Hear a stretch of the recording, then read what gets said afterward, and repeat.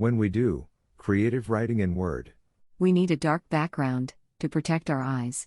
if the item design does not exist on ribbon, then we need to do right-click on ribbon and select Customize the ribbon. In such a case, we need to select the item design on the left table and push the button Add. When we write a book and we want to do specific settings, valid only for one page or a group of pages, then we need to create different sections of the file we write.